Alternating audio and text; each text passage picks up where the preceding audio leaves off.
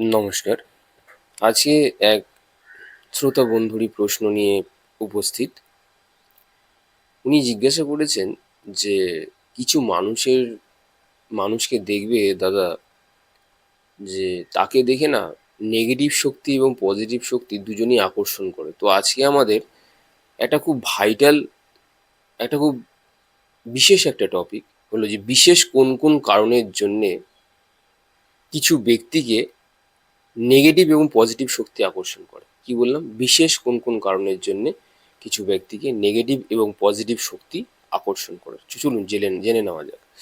প্রথম যে পয়েন্ট, 1 নম্বর যে পয়েন্ট যেটা দেখেছি, যদি কোনো ব্যক্তি না স্পিরিচুয়াল হয়, স্পিরিচুয়াল আত্মা হয়, আধ্যাত্মিক আত্মা হয়, যার আপনার দেখবেন ঠাকুর, ভক্তি, জ্ঞান, বৈরাগ্যের প্রতি বেশি রুচি থাকে, অধিকাংশ সময় অ্যাটলিস্ট 70% সময়ে আপনি দেখবেন তারা না কোনো নেগেটিভ ফ্যামিলি থেকে জন্ম নেয়। মানে যখন যে ফ্যামিলিতে না আপনার স্ট্রাগেল প্রচুর আছে, যে ফ্যামিলিতে অভাব বেশি আছে, তো আপনি তো বলবেন যে নেগেটিভ শক্তি তো তাহলে তো একে পুরো ঘিরে ধরেছে, এত বড় আধ্যাত্মিক আত্মা বা যারা স্পিরিচুয়াল হয়। এবার দেখুন, যেটাকে আমরা না নেগেটিভ শক্তি বলছি, এখানে ওই ব্যক্তির ক্ষেত্রে এই নেগেটিভ শক্তিটা প্রত্যেকটা মানুষের জীবনে দরকার আছে। কারণ নেগেটিভ থেকে যদি কেউ না শিখতে পারে, তবে সে পজিটিভ জিনিসে কোনোদিনও যেতে পারবে না। যে ব্যক্তি স্পিরিচুয়াল আত্মা হয় তার জীবনে প্রচন্ড স্ট্রাগল আপনি দেখবেন, যে ঘরের লোকে তাকে মানছে না, সেকেন্ডলি দেখবেন বিয়ে করলে কেটে যায়, সংসার থেকে বহু দূরে থাকে, ভালো মানুষ হয় কিন্তু তারপরেও কিন্তু এই জিনিসগুলো হয়। তার কারণ একটাই, প্রকৃতি তাকে না চাইছে অন্য কিছু শেখাতে, শেখানোর জন্য এই নেগেটিভ শক্তি দ্বারা তাকে আকর্ষণ করা হয়, তাকে নেগেটিভ এনার্জি ভাইব্রেশন তাকে দেওয়া হয় স্পিরিচুয়াল ব্যক্তি হলে। দ্বিতীয় নম্বর পয়েন্টটা দেখব, যে ব্যক্তির মধ্যে না প্রচুর সুর আছে, মানে যে ব্যক্তির আপনি দেখবেন ভালো গান গাইতে পারে। এই পৃথিবীতে দেখবেন ভালো জিনিস কার পছন্দ নয় বলুন? যে ব্যক্তির আপনার ভালো গাইতে পারে, যার মধ্যে মিষ্টতা আছে, তাকে দেখে দৈত্য, দানব, ভগবান সবাই কিন্তু তার দিকে আকৃষ্ট হয়। তাকে দেখে নেগেটিভ শক্তিও আকৃষ্ট হয়, তাকে দেখে পজিটিভ শক্তিও আকৃষ্ট হয়। প্রথম পয়েন্টটাতেও সেম, যে ব্যক্তি স্পিরিচুয়াল আত্মা হয় তাকে নেগেটিভ পরিবারেও যেরকম তাকে জন্ম নিতে হয়, তেমনি পজিটিভ ডিভাইন ভাইব্রেশনও সে কিন্তু পায় পরের স্টেজের লাইফে গিয়ে।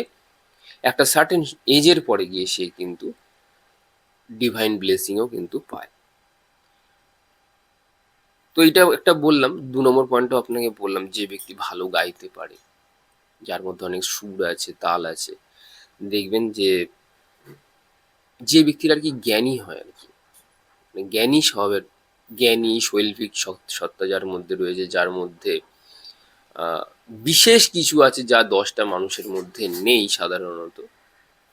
তো এইরকম ব্যক্তিও কিন্তু আহ, দেখবেন এই পজিটিভ এবং নেগেটিভ এই দুটো শক্তি, মানে ডেভিল আর ডিভাইন, এই দুটো শক্তি দ্বারাই কিন্তু তারা আকর্ষিত হয়।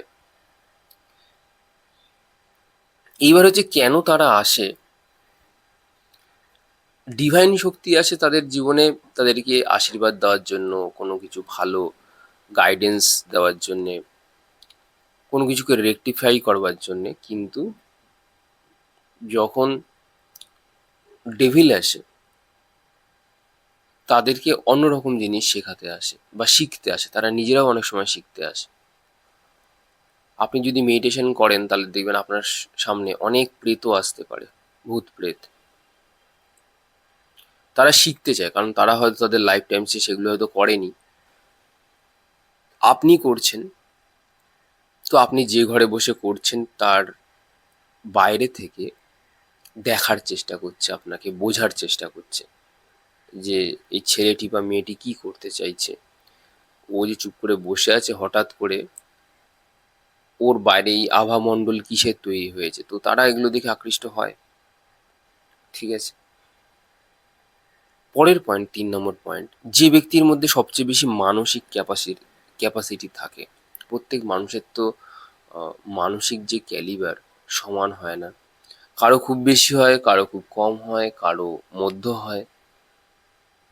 তো যে ব্যক্তির মানসিক ক্যাপাসিটি বেশি আছে, যে মনকে বেশি ভালো নিয়ন্ত্রণ করতে পারে, যারা দেখবেন ক্রিয়াযোগ, ভক্তিযোগ, জ্ঞানযোগ বা এই ঈশ্বর রিলেটেড ফিল্ডে রয়েছে, তাদের মানসিক ক্যাপাসিটি সামান্য অন্যদের তুলনায় একটু বেশি হয়। তো তাদেরকে দেখেও কিন্তু এই নেগেটিভ এবং পজিটিভ শক্তি আকর্ষণ করে। কারণটা আপনারা জানেন, ডেভিল আসে আপনার কাছ থেকে কিছু শিখতে, অনেক সময় শেখাতেও আসে। প্রকৃতি পাঠায় যে যাও তুমি ওর পথটা ভ্রষ্ট করে দাও, দেখি এটা ওর পরীক্ষা, ও পারে কিনা নিজেকে সামলাতে। তো এই জন্যও তারা আসে। তবে সেখান থেকে আপনি পাশ করলে পরে তখন ডিভাইন আসে। পরের পয়েন্ট, 5 নম্বর, যে ব্যক্তির মধ্যে না আপনার অকাল্ট পাওয়ার্স থাকে বা শক্তি থাকে, তাদের প্রতিও কিন্তু নেগেটিভ এবং পজিটিভ উভয় শক্তিই কিন্তু আকর্ষিত হয়। যে ব্যক্তির মধ্যে অকাল্ট রয়েছে, প্রেতরা তার কাছে আসে, যে বলে তুমি আমাকে মুক্তি দিয়ে দাও বা আমাকে মুক্তির পথ বলে দাও। ডিভাইন আসে তার কাছে তাকে কোনো সিদ্ধি দেওয়ার জন্য বা ভবিষ্যতে কোন ঘটনা ঘটবে সেটা তাকে জানাবার জন্য। এরকম হয়, বহু দেখা গেছে। পরের পয়েন্ট যদি বলি আপনাকে, 6 নম্বর পয়েন্টটা, যে ব্যক্তি দেখবেন গুপ্ত সাধনা বা গুহ্য বিষয় নিয়ে চর্চা করে। অনেকে আছে দেখবেন কি বলে ওটাকে, আহ, বিভিন্ন দেখবেন অ্যাবনর্মাল অ্যাক্টিভিটিস নিয়ে আর কি রহস্য সন্ধানের চেষ্টা করে। প্যারানর্মাল অ্যাক্টিভিটি বলে এটাকে। বিভিন্ন দেখবেন সায়েন্টিস্টরা বা গবেষকরা এগুলো নিয়ে করে। এগুলো হচ্ছে গুপ্ত বিদ্যা, গুহ্য বিষয় নিয়ে তারা রিসার্চ করবার চেষ্টা করে। এইরকম ব্যক্তির কাছেও কিন্তু ডিভাইন এবং ডেভিল দুজনেই কিন্তু আসে। ডেভিল এই জন্য আসে, তাকে কিছু বলবার থাকে, তার কাছ থেকে কিছু হেল্প নেওয়ার থাকে। কারণ যে ব্যক্তি আপনার এসব অতি পারলৌকিক বিষয় বা বিদ্যাতে নিয়ে চর্চা করে, তার যে জ্ঞান আছে সেই জ্ঞানের জন্য তারা আকৃষ্ট হয়। ডেভিল, বুঝেছেন? ডেভিল মানে এক্ষেত্রে আর কি আপনার নেগেটিভ এনার্জির কথা বলছি, যারা সেখান থেকে হেল্প নিতে চায়। সব যে ডেভিল খারাপ তা নয়, কিন্তু সবাই আপনাকে ক্ষতি করতে আসে। মানুষের থেকে তারা অ্যাটলিস্ট ভালো। আহ, অনেক সময় এটা বাড়াবাড়ির জায়গাতেও চলে যায়, অনেক সময় প্রেত আসলে পরে, সেটা অন্য ব্যাপার। যদি তাদেরকে কেউ ম্যানিপুলেট না করে তাহলে ঠিক আছে সে বিষয়ে। আহ, সেটা নিয়ে আপনার খুব একটা বিশেষ তখন চিন্তার প্রয়োজন হয় না। কিন্তু অনেকে দেখবেন এসব পিশাচ চালনা বা ইচ্ছে করে যারা আর কি করে, তখন সেটা একটা মুশকিলের জায়গা হয়। মুশকিল কিছুই নয়, সব কিছুরই উপায় আছে। আর ডিভাইন আসে, স্বর্গীয় আসে তখন, কারণ তাকে কোনো দর্শন দিতে, তার মনের ভাব যদি পরিষ্কার হয় তখন সে বিভিন্ন দর্শন পায়। ওই একই ব্যক্তি। কারণ ধরুন যারা অ্যাবনর্মাল অ্যাক্টিভিটিস নিয়ে যারা আর কি খুব রিসার্চ করে না, ওদের মধ্যে না অনেক নেগেটিভিটি কিন্তু এসে যায়, কারণ নেগেটিভ এনার্জির জন্য এটা হয়। তো সেখান থেকে বার করবার জন্য কিন্তু ডিভাইন পাওয়ার্স আছে, স্বর্গীয় শক্তি বলে বা দিব্য শক্তি। পরের পয়েন্ট, যে ব্যক্তি আপনার সাধন ক্ষেত্রে বসে দেহকে ছেড়ে দিতে পারে, বা বলা ভালো দেহ বুদ্ধি থেকে উপরে উঠতে পারে, সাধনা করতে করতে না তার মনে হচ্ছে কি যে তার কিছু মনেই হচ্ছে না, অ্যাকচুয়ালি সে শূন্য। এটা তো আর আপনার প্র্যাকটিস যারা আর কি করে তাদের তো আর খেয়াল থাকে না তখন তারা কোথায় যায়, তারা বিলীন হয়ে যায় এক সময়। এইরকম ব্যক্তিকে দেখেও কিন্তু অপশক্তি এবং দিব্য শক্তি, এই দুইই কিন্তু তাদেরকে দেখে কিন্তু আকৃষ্ট হয় বা আকৃষ্ট হতে পারে। ডিভাইন বা দিব্য শক্তি এক্ষেত্রেই আকর্ষিত হয়, সে ভাবে কি যে এই ব্যক্তি একজন আহ, না একদম একটা চোজেন একটা আত্মা বা নির্বাচিত একটা আত্মা।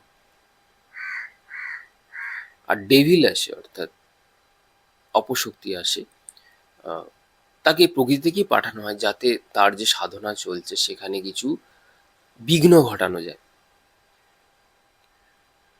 দেখবেন যখন তখনকার দিনে আপনারা দেখেছেন, এই যে মুনি ঋষিরা যখন ধ্যান করতো বা কোনো রকম কোনো যাগযজ্ঞ করতো, তখন কিন্তু দেবরাজ ইন্দ্রই পাঠাতো। ইন্দ্র অর্থাৎ আমাদের যে পঞ্চ ইন্দ্রিয়, এই ইন্দ্রদেব পাঠাতো তাদের কাছে তাদের ধ্যান ভঙ্গ করবার জন্য। কারণ আহ, ইন্দ্রের না প্রচুর আপনার ইনসিকিউরিটি আছে যদি তার স্বর্গমর্ত হারায়।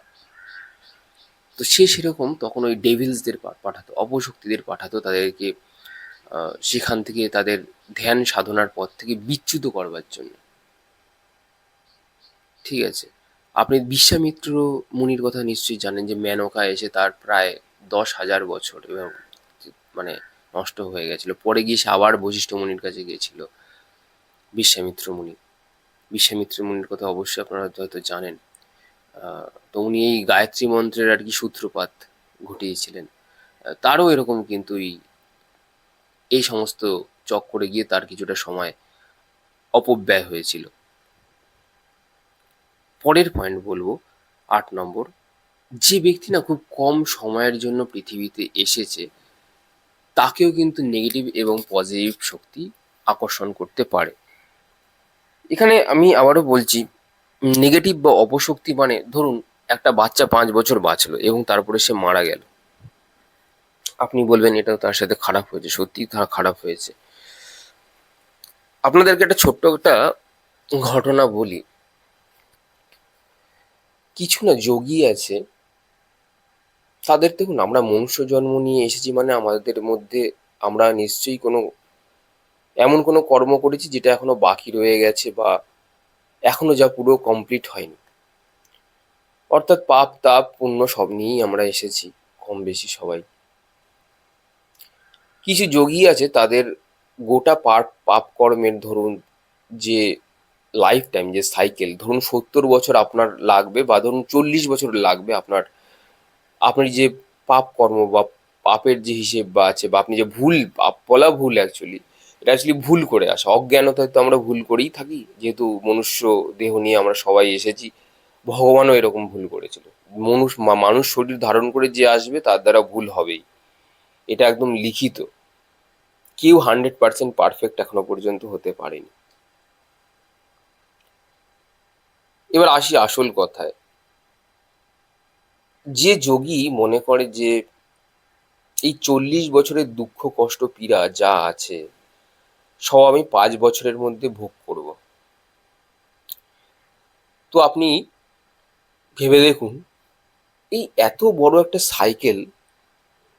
সাইকেলের তাপ উনি 5 বছরের জন্য 5 বছরের মধ্যে ভোগ করে নিতে চাইছে, তাহলে তার অবস্থা কিরকম হবে? যেটা 40 বছর ধরে ইউজ করবার কথা উনি 5 বছরে সেটাকে করে নিতে চাইছে, তাহলে কি হবে? তাহলে তো সেই ব্যক্তি মারা যাবে। এরকম হয়। তো তারা 5 বছরের চক্করে তারা ভোগ করতে গিয়ে অনেক সময় তাদের প্রাণ হারাতে হয়। আবার যখন তারা ফিরে আসে তারা আবার নতুন করে স্লেট লেখে, মানে তাদের কাছে না ওই যে খারাপ কর্ম বা যে ভুল ত্রুটিগুলো যেগুলো তারা করে এসেছিল সেগুলো মুছে গিয়ে আর একটা নতুন একটা স্লেট তৈরি হয়। পাপটা তো বা খারাপ কর্ম তো শেষ হয়ে গেল, ভুল ভুল ত্রুটি, কিন্তু সেই ব্যক্তি তো, কোনো ব্যক্তি যেই হোক না কেন, সে পুরোটাই যে ভুল করবে এমন তো নয়, তার দ্বারা তো ভালো কাজও হবে। সে কোনো সময় ঈশ্বরের মন্দিরে গেছে বা ধরুন নাম জপ করেছে, কোনো সময় হয়তো ধ্যান সাধনা করেছে, তারপরেও হয়তো তার দ্বারা কিছু ভুল কর্ম হতে পারে। সেই ব্যক্তি যদি আবার ফিরে আসে তখন তার কাছে কিন্তু শুধুই পুণ্য আর পুণ্য রয়েছে। এইবার তার শুরু হলো পজিটিভ, নেগেটিভ তার শেষ হয়ে গেল। ওই 5 বছর বেঁচে সমস্ত কর্ম একবারে হজম করে এবার তার নতুন স্লেট চালু। তো এবার আপনি এটাকে কি বলবেন? এটাকে আপনি না পজিটিভ বলতে পারবেন না নেগেটিভ বলতে পারবেন। নেগেটিভ এই জন্যই বলবেন কারণ ওইটুকুনি বাচ্চা মরে গেল, কারণ আমরা পুরোটা তার হিস্ট্রি, তার ইতিহাস তো আমরা জানি না। তো আপাত দৃষ্টিতে সেটা দেখে আমরা বললাম যে এটা খারাপ হলো হয়তো তার সাথে। কিন্তু আবার যখন সেই বাচ্চাটি, আমরা হয়তো জানি না, হয়তো খুব বিশাল একটা বড় ঘরে চলে এলো, এই আম্বানি আদানির ঘরে ধরুন তারা জন্ম নিল, এরকম ধনী ব্যক্তি পরিবার এরকম অনেক আছে, যেখানে আবার অনেক বড় বড় যোগীরাও কিন্তু জন্মায়। এই যে বাকি 30%, যে 70% বললাম যে গরিব ঘরে জন্মায়, বাকি 30%ও কিন্তু বেশ বড় বড় উচ্চ ঘরে তারা জন্মায়। তার কারণ হলো গত লাইফে উনি ওনার যে ভুল ত্রুটিগুলো ছিল ওগুলো 5 বছরের মধ্যে জন্মে আবার স্থূল শরীর ত্যাগ করে শেষ করে দিয়ে এসেছে। এগুলো না খুব, কি বলবো, মৃত্যুর পরে না জিজ্ঞাসা করা হয় যে তুমি কত বছর ধরে ভোগ করবে। কেউ যদি বলে না আমি 2 বছরের মধ্যে ভোগ করে নেব গোটা 70 বছরের কষ্ট, তাকে কিন্তু ওয়ার্নিং দেওয়া হয় যে আপনি যেটা করতে যাচ্ছেন বা চলেছেন এটা অতীব দুঃসাহসী। তারপরেও যদি কেউ নিতে চায় তাহলে সেটা আলাদা ব্যাপার, তো সে জেনে শুনেই মৃত্যুকে স্বীকার করে নেয় পরের পজিটিভটাকে নেওয়ার জন্য। হয় এরকম, অবশ্যই হয়।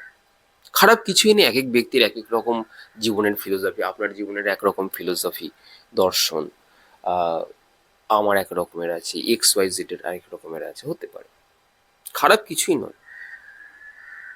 তো নেগেটিভ পজিটিভ এগুলো নিয়েই আমাদের জীবন অ্যাকচুয়ালি। পরের পয়েন্টগুলি 9 নম্বর, যে ব্যক্তিকে দিয়ে না ভবিষ্যতের কোনো কাজ করাবার থাকে প্রকৃতির থেকে, তাকেও কিন্তু প্রথমে পরীক্ষা নেওয়ার জন্য নেগেটিভ শক্তি দ্বারা আকৃষ্ট করা হয়, তারপরে পজিটিভ আসে। এরকম ব্যক্তির দ্বারাও কিন্তু ডেভিল এবং ডিভাইন অর্থাৎ অপশক্তি,